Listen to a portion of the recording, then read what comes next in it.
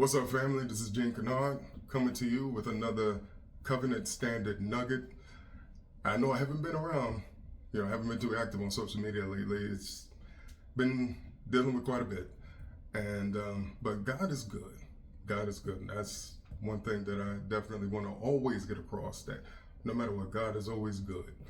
And we were supposed to launch the Covenant Standard podcast on July 3rd. We weren't able to do that.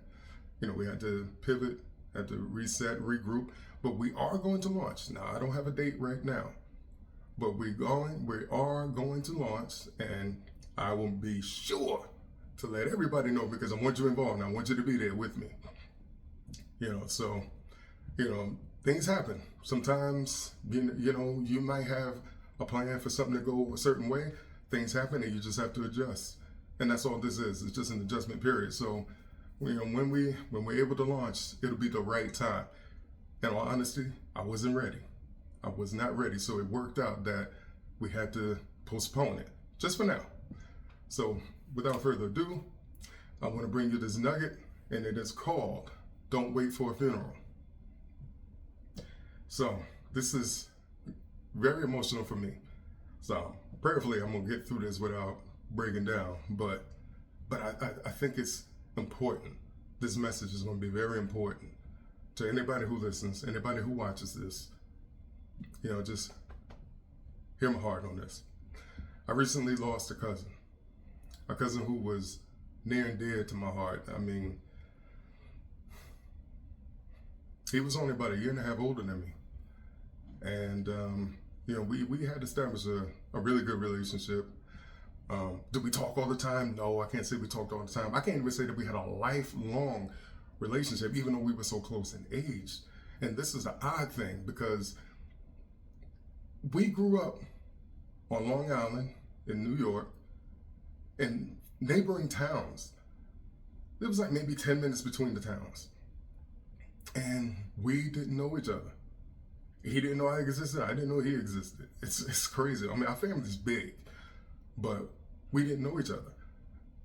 He grew up around the corner from my father's oldest sister's house. And that's how we're related on my father's side. His grandmother and my grandmother were sisters. And I didn't know him. And I went to my aunt's house a lot as a kid. And growing up, we went there a lot, but never knew him. We actually were at a mutual cousin's wedding back in the 90s. I think it was like 94. He said he was there. I said, I was there too. Didn't know him. Don't even remember seeing him. That's how crazy this is. But the thing is, when we connected, and we connected through social media, and this is what I always say, social media is a wonderful tool when it's used properly, because it connects people, it reconnects people, it helps to establish relationships, and that's what happened with he and I. We was able to connect that way. And we actually worked together with other cousins to put together a family reunion. It had never been done for that portion of our family. Never been done before. So we was able to get that happening. We got it off the ground. It was great. That's when we met face to face. We had already become friends on Facebook, and we were communicating, sharing information, whatever. And then we established how we were connected. But when we met, from that day on, we had a relationship. Because, it's not about the quantity of years. It's the quality of years in a relationship. And we had a good relationship, and so it affected me deeply when I found out that he passed. When I got the phone call saying that he was gone, I couldn't believe it. But we were solid, man. And so, I check on people. One thing about me is I don't do it randomly. Now, it might seem like it's random, but it's intentional. I'm not a random dude. I'm intentional with what I do. So if I call you, I text you, or I ask you how you're doing, there's a reason. And I believe God often places people in our hearts for a purpose. So when I tell someone I love you, I don't say it casually. I mean it. I mean that. So back in April, I reached out to my cuz, just to check on him. And I would do that from time to time throughout the years. I would text him, say, hey, what's up? I mean, the last time I actually saw him, He and our younger cousin, they came to Georgia, spent the weekend with me. That was like 2 years ago. It was in the wintertime. I think it was in 24. And not knowing that was going to be the last time I ever saw him, because and I'm going to be transparent, which is what I do anyway. When they left, I stood at the door when they pulled off, and my wife was in the kitchen, and I just rained tears, because we hadn't been together like that in years. We had always talked about, oh man, we got to get together, we got to meet at somebody's house. You know, because they lived in Virginia, I'm in Georgia. We're all from New York, but they came to Georgia. So I said, all right, so next time we're going to come to one of y'all's houses. There wasn't a next time, but, you know, we had established ourselves years prior as bro cousins. You know, he was the oldest one, I was the middle, our younger one, he was the annoying little brother. Did I say jokingly? I say that jokingly. But he was the annoying little brother. You know, but we called ourselves bro cousins or bro cousins. You know, people say, oh, what up, cuzzo? Yo, what up, cuzzo? Yo, cuzzo, what's good? We start calling each other bruzzos. Brothers, cousins, brother cousins, brother cuzzos, bruzzos. That was our thing. It's still our thing. So I reached out to him, you know, from time to time, say, yo, big brother, you good? You all right? I'm like, yeah, all good. Hope you were good. Like, yeah. Back in April, you know, I said, big brother, you know, I'm just reaching out, just seeing how he was doing. And yeah, he said, yeah, I'm all good. You know, hope all is good with you and Courtney. I was like, yeah, we good, man. Just checking in. But one of the last things I said to him in a separate text back in April, I said, big brother, love you. That was it.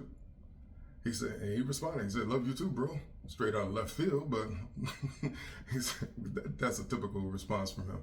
And he said, yeah, hope all is good with you and Courtney. I said, yeah, man, you know, I just like to let my people know how I feel about them. So he responded with a fist emoji, you know, like this. So, you know, not knowing that he was dealing with something, you know, maybe I sensed it in the spirit. I don't know, and that's why I was compelled to reach out and say, I love you. That's about the last thing I said to him. You know, but I just felt the need to just reach out. And 2 months later, he passed away. Now, I've thought about that conversation many times since then, you know, not because I wish I had said more, but because I'm grateful that I didn't leave what mattered unsaid. You know, but that's what the covenant standard is all about. You know, we live in a culture that tells men to keep everything inside. You know, don't say too much, and don't be vulnerable. Don't tell another man you love him, and don't take on people unless they ask for help. But covenant lives differently. Covenant reaches out. Covenant checks in. Covenant speaks life. Covenant doesn't assume that there will always be another opportunity. See, you don't have to wait until someone dies to tell them what they mean to you. Don't wait for a funeral, because the body is there before it's laid to rest, but that spirit has transitioned. No, you let people know how you feel about them while they are still present in the earth. Let them know that you love them. Let them know that you care about them. Let them know that you're thinking about them. You know, don't wait until they're gone and then all of these emotions come out. Your emotions are going to come out anyway, but express yourself to them. You're not responsible for how they receive it or if they reject it or whatever. You only can control what you can do. That's covenant. Covenant doesn't wait for someone else to reciprocate. Covenant initiates. So you don't have to wait for a funeral to be intentional. So what I want to say is, if someone has been on your mind today, please don't ignore it. Make the call, send the text, ask the question, tell them you love them. Even if you're disappointed in them, let them say that. But have a dialogue, have a communication, have a conversation. Just let it be known. Don't let anything go unsaid, because we're not guaranteed the opportunity to do that another time. So, and you know what? You may never know what somebody's carrying in silence. He was carrying something, and he kept it to himself for his own reasons. But at least he knew I loved him, and I knew he loved me too. Because we didn't just say that. If we said it, we meant it. But we had our ways of showing it as well. But as men, we're often praised for being providers, protectors, and problem solvers. But one of the greatest things we can provide is our presence. One of the greatest ways we protect people is by letting them know they're not alone. That's covenant. That's legacy. That's the standard. I'm dedicating this message to my cousin, to my big brother. Thank you for reminding me that intentional love is never wasted. So to everyone watching, please don't wait. Reach out today, because tomorrow isn't promised. But love should never be postponed.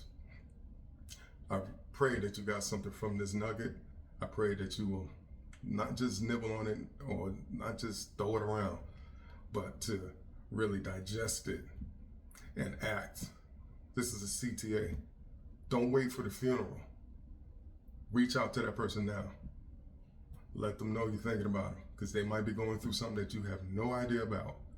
But if you let them know that you love them, that you're there for them, however they respond, you're not responsible for that.